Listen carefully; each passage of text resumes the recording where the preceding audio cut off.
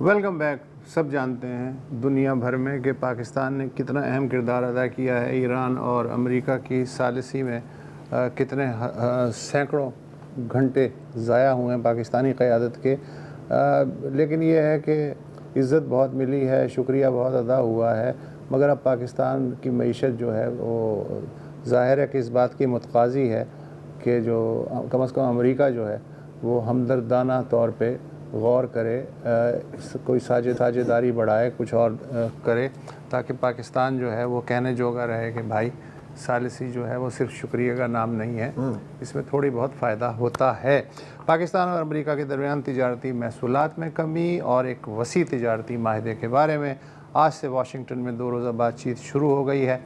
امریکہ اس وقت نہ صرف پاکستان کی سب سے بڑی درآمدی منڈی ہے بلکہ پاکستان امریکی کپاس خریدنے والا دوسرا بڑا ملک بھی ہے.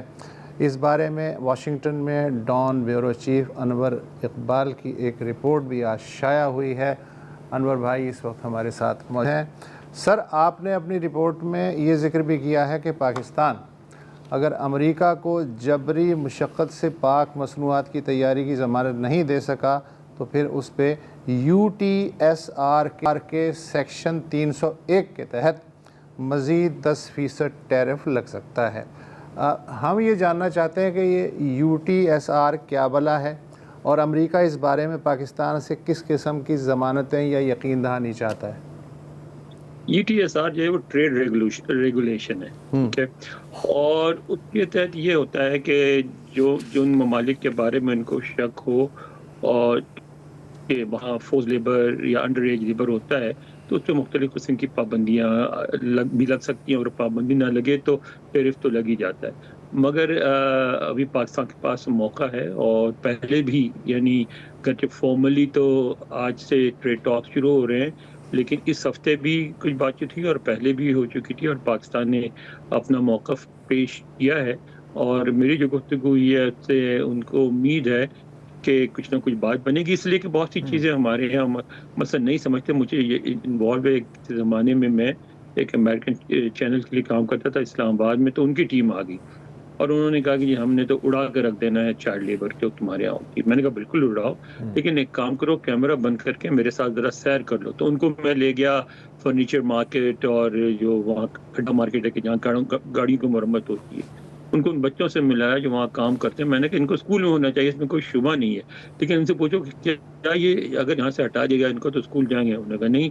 تو انہوں نے کہا کیا کرو گے؟ کہنے کا پہلے جو کام کرتے تھے وہ کریں گے. کہتے پہلے کیا کرتے تھے؟ انہوں نے کہا کاغذ چنتے تھے. تو کہنے کا اس میں کیسے کتنے ملتے تھے؟ اس زمانے کی بات ہے, لیٹ 80s کی. انہوں نے کہا اس وقت ہمیں 10 روپے روز کے ملتے تھے, اب کتنے ملتے ہیں؟ اب انہوں نے کہا 100 سے زیادہ مل جاتے ہیں روز کے.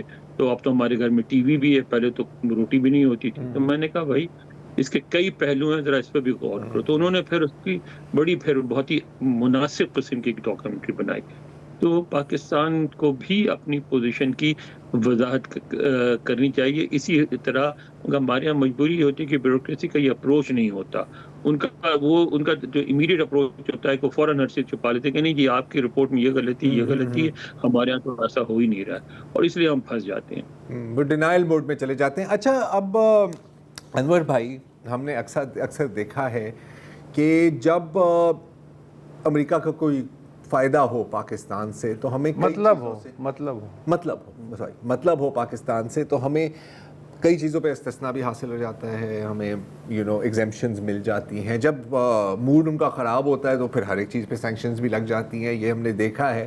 تو آج کل آئی تھنک فیئر ٹو سے کہ ان کا موڈ اتنا خراب نہیں ہے, اور کچھ ہم نے خدمات بھی انجام دی ہیں امریکہ کے لیے اور پورے خطے کے لیے. بلکہ تو یہ فیکٹر ان ہوگا کہیں, کیونکہ یہاں پر ایک بار یہ سوال پوچھا جاتا ہے کہ یہ جو ہم نے ثالثی کی ہے, مانا کہ اس میں ہمارا اپنا فائدہ بھی ہے, ہماری اپنی پروفائل بھی ہے, اس سے اس میں کوئی انکار نہیں ہے, لیکن مٹیریل کوئی بینیفٹ ہمیں مل سکتا ہے امریکہ سے؟ کیا ان ٹریڈ ٹاکس اسی سارٹ آف شیڈو کے اندر ہوں گی یا نہیں؟ یہ میں جاننا چاہ رہا تھا آپ سے.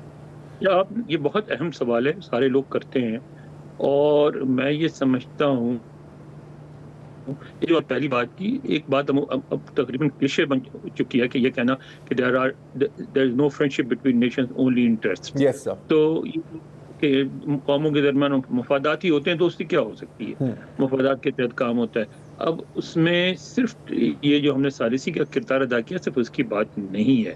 امریکہ کو کافی عرصے سے امریکہ نے کوشش کر کے دیکھی اور اس کو یہ ریئلائز ہوا کہ ایک ایسا ملک ہے، چاہے مشکل ہی صحیح، لیکن بہت ایسا ہے جس کو اوائڈ نہیں کیا جا سکتا ہے، بیٹھا ہوا اور ایسی جگہ پہ بیٹھا ہوا جو بہت سینسیٹیو جگہ ہے۔ ایران بھی اس کے ساتھ ہے، افغانستان بھی اس کے ساتھ ہے، رشیا بھی بالکل ساتھ ہی ہے، یعنی سینٹرل ایشیا اور رشین انفلوئنس، اور انڈیا سے بھی بارڈر ملتا ہے اور چائنا سے بھی بارڈر ملتا ہے۔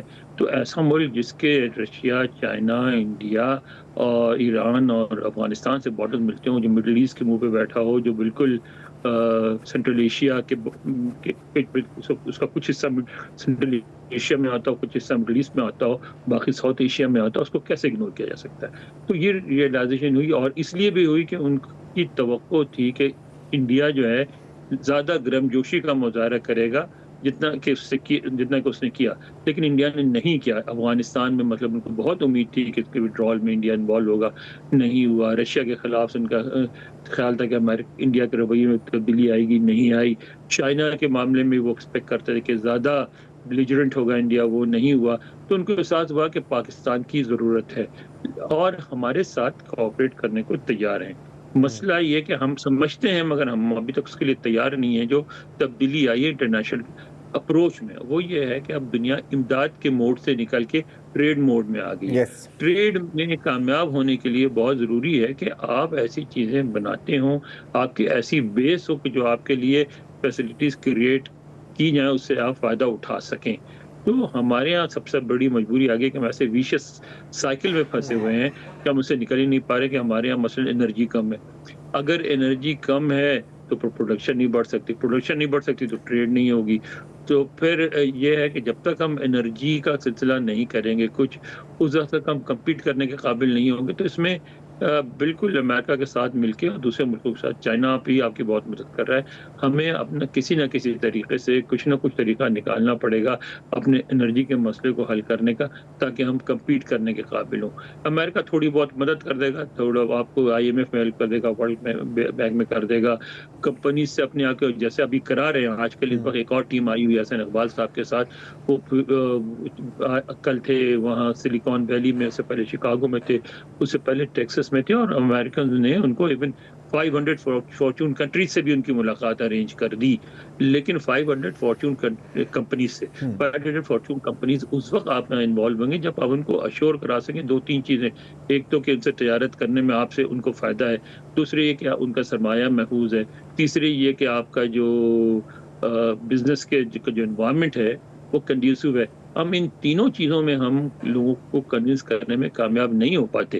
میں نے ایک میٹنگ اٹینڈ کی تھی ہماری ایمبیسی میں تھی، جس میں وہ پاکستانی تھے جو کہ IT میں ہیں اور جو بزنس کر رہے ہیں اچھا خاصا، وہ بتاتے ہیں کہ ہمیں شور کیا گیا تھا کہ ابھی 24/7 بجلی ہوگی، ہمارے یہاں بجلی چلی جائے گی۔ تو ہم ان کو جب کہتے ہیں کہ بھئی اب آپ شروع کریں اپنا جو ہم نے ہمارے لیے اسپیشل آپ نے وعدہ کیا تھا، تو وہ کہتے ہیں کہ جی شام 5 بجے کے بعد لینا ہے تو ہمیں انڈر ہینڈ اتنے پیسے دو۔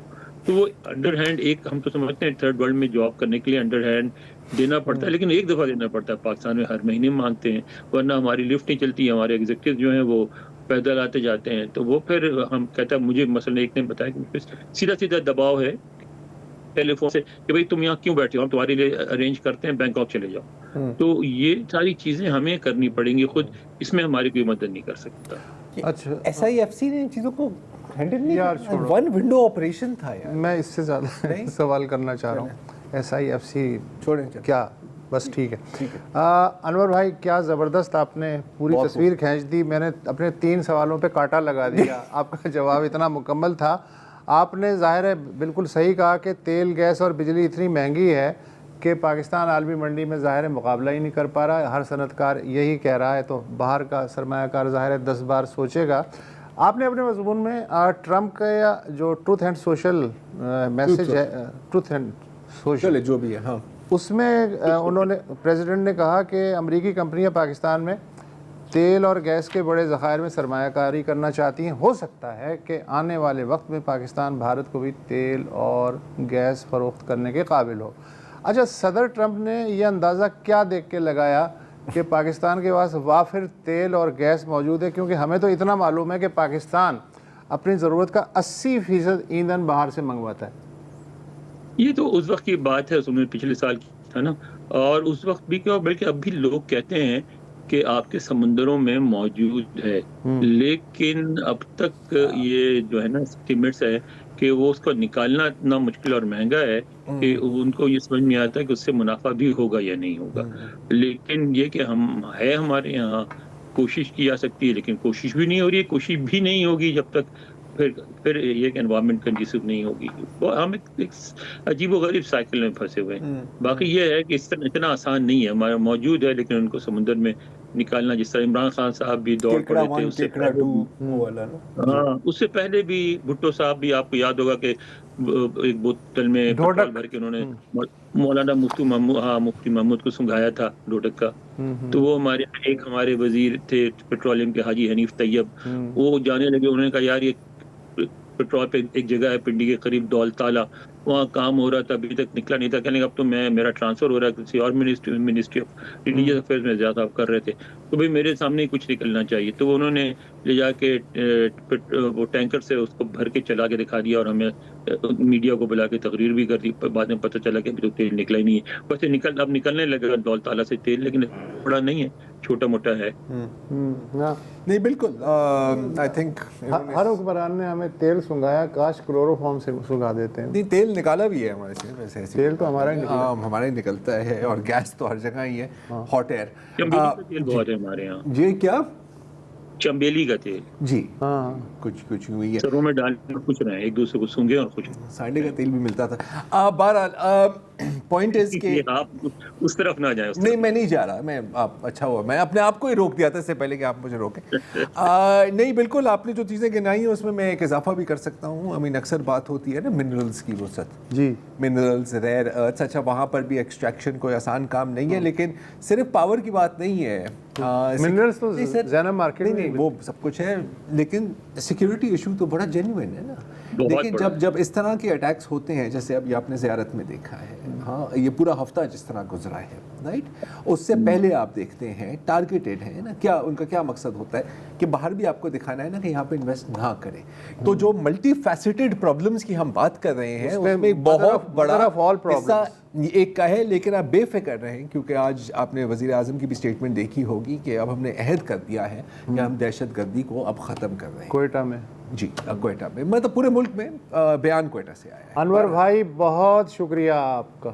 جی جناب، تھینک یو. بالکل. ایک وقفہ لیتے ہیں، اور پھر ایسا نہیں ہے کہ کوئی اچھے کام نہیں ہو رہے پاکستان میں، اچھے کام بھی ہو رہے ہیں. We will talk about that after the break.